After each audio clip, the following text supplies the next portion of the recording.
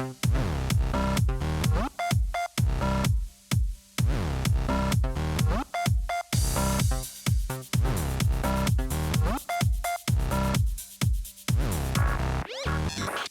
this is Josh Apter with BeTerrific and the Padcaster. We are interviewing the legendary Billy West. How you doing? I want to go home. We all want to. I'm tired. It's Sunday. You've been here for what, 4 days now? Yeah, I came in Thursday, and it was packed. This place is more mobbed than I ever remember it.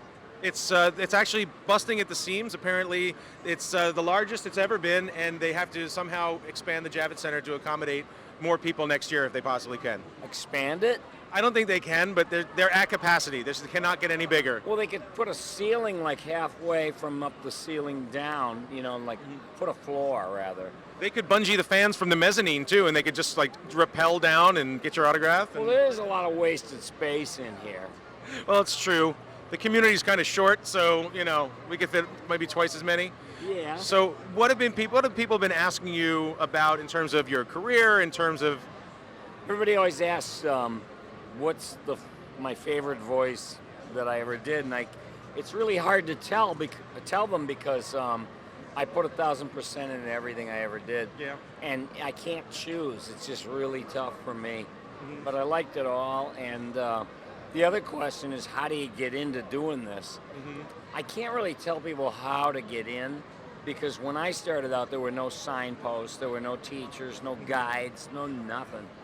And but now there's nothing but information on the internet, and it tells you step by step how to go about being a voiceover artist. Now you started, I think, in radio. If my cheat sheet is correct. I started in radio in 1980. Okay. Now, how did it lead from radio into voiceover into? Well, I worked in Boston for 9 years, and then I wanted to move to New York. I decided that's where I should be to audition for stuff, and I worked with Howard Stern for a few years. Okay. On his show, and that was, a real eye-opener. From when to when? How was that? It was like 89 to 1995. Now, sadly, I am from Philadelphia. Yep. And so he came and hung our WMMR DJ in effigy in Rittenhouse Square. So I was there. You were there. I hated Howard Stern, and then I moved to New York, and I said, "Oh, okay, I get Howard Stern." Yeah, of course. Well, he broke all the rules, and you have to have somebody like that every now and then to kick the doors down, and tell the old myopic program directors, I don't want to say the time. I don't want to tell people what temperature is. They all got watches and they all got windows they can look out. He made nothing but sense, but there's these old farts that were still running things. No, you have to say the time and the temperature. Right. No, he was terrific. I mean, I definitely had to get over some of those. I was wounded when he came down and made fun of our guy. Yeah. But he was doing such amazing, strange, bizarre, which is actually a segue, because some of the things he did were so kind of radical that they were almost, to me, I was young then, it was a little frightening, but Ren and Stimpy, which is my introduction into your work, rode this fine line between incredibly funny and juvenile and then incredibly graphic and sort of disturbing. Yes. What relationship did you have to the artwork and with you and the voices? I mean, how involved were you? Well, I had to see what the characters were doing in these storyboards that they show, and I had to affect these. They were very specific about what they wanted, and I did so much screaming and yelling. It was just incredible. I used to call my wife, I was married at the time, and I say, I can't do this. Something has got to change here because I ain't going to survive. That was really, to me, it was very gratifying. Every week, someone used to be able to bring in something to show everyone at work at lunch, and I brought Ren and Stimpy cartoons with me, and everybody, they kind of couldn't believe what they were seeing. Hey, Ren, will you button me? You shut up, you fool! That's I shall kill you. Now, how did you get from there to, let's say, Futurama, which I think is obviously a major show that we all loved and, saw as passing the baton from The Simpsons? And well, in 1990, I had heard that Matt Groening was auditioning people for his new show, and I read only a little bit about it, but I got an audition through my agent, and I showed up there and I did as many characters as they threw at me, and I wasn't Fry at first. What were you at first? I was Dr. Zoidberg and the Professor. Okay. And, and then they had a couple of people and one girl was doing Leela, but then next thing you know, they were not part of the cast, and I became Fry as well. Because I just read it like in my own voice when I was 25, you know, kind of flawed and nasally. And Well, I think their relationship turned into something very sincere and special, and sort of avoided some of like the sort of snarky, sarcastic movement that was going on. That was really it was a very. you mean like every sitcom on TV right now with the he and she couple that's like a smart ass contest, you know? Right. There's sincerity out there, but I think it's special to see sincerity done well in sort of, yes, a sea of sort of tongue-in-cheek sarcasm. Yes, exactly. The writing, even if I had nothing to do with that show, would have been a fan of it because of the writing. Mm-hmm. Yeah, I mean, I have to pretend I had nothing to do with it when I watch it, you know, so I can enjoy it. Right. No, it's true. Well, that's the thing. Watching it, can you remove yourself from the fact that you're involved in it? Or are you always hearing yourself and saying, "Oh, I could do that better," or this, or you I ever? used to hear myself like and focus on that, but it made me queasy, you know, because sometimes I'll go, "Oh, I could have done that so much better."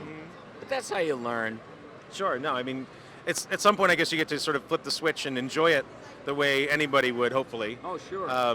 But I think that's great. I think if we have another minute or two, I also read that you play guitar. Yes. And I'm a horrible guitar player, but I'm a big fan of collecting and things like that. So Sure. how long have you been playing guitar? Since 1961. So are you a frustrated rock god? Is that you always wanted to be a lead guitar man? I was really good. I was like a gunslinger, and I had my first band in 1966, and I was playing dances and stuff to the end of the 60s, early 70s. Wow. Yeah, I mean dances and gigs and bars and nightclubs, and I traveled all over the country. And you know, I really wanted to do that more than anything, but it's just like something else was tugging at me. When I'd be on stage and you broke a string or an amp blew up, I would launch into these.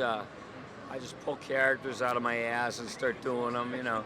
I saw the thing you did with was it John DiMaggio at the Vanguard? There was something online. You guys were doing a little bit of a back and forth, and he was holding your nose while you did Joe Walsh. Oh, right. That was very funny. That was, I think, in Australia. Yeah. That was actually a funny video. Yeah, I'd hold my nose, you know, and he goes, all right, you know. Do you have any guitar players that are influential to you, or you just looked up to? You were a kid, and you're like, I gotta play like this guy. Jeff Beck.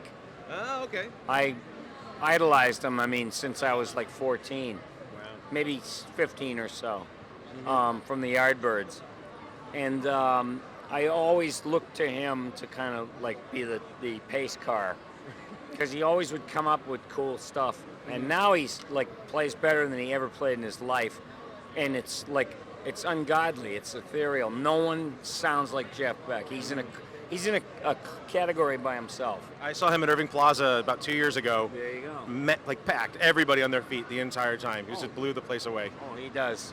And Danny Gatton I used to like, country picker. Right. Jimmy Bryant, real country western picker. Trying to think of who else. Lenny Breau, jazz player. George Van Epps, the 7-string guitar. All right. Yeah, old jazz guys. Uh-huh. Do you find time to play still? Do you play regularly, or are you just yeah. too swamped with Comic-Cons? No, you know what it is? I don't care. Like I'll wake up and I'll wake up in the middle of the night and go to my room, and then I get guitars on the walls and amps, and I'll start playing, you know. But you can't have a band. It's just too hard because I don't have the time. Sure. Well, you're busy. Now, if you would say, some people out there watching who say, I want to get into voiceover and I want to start doing this, I want to get into this as a career, do you have any advice that you might give them? Well, you're going into a business of 95% unemployment, and your job is looking for work. But guess what?